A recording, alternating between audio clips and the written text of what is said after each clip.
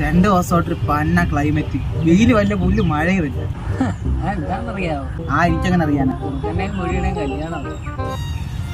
കുറുക്കനും കോഴിക്കും ഒരു പെണ്ണ് കിട്ടി. നമുക്കെന്താണ് ഒരു പെണ്ണ് കിട്ടുന്നേ? നമുക്കല്ല, നിനക്ക്. എനിക്ക് കിട്ടി. പെണ്ണ് കിട്ടി. എന്നുവെച്ചാ ബാബച്ചിടാ കൂടുതലല്ലോ. മഴയുടെ കോള് വരണം പറഞ്ഞു.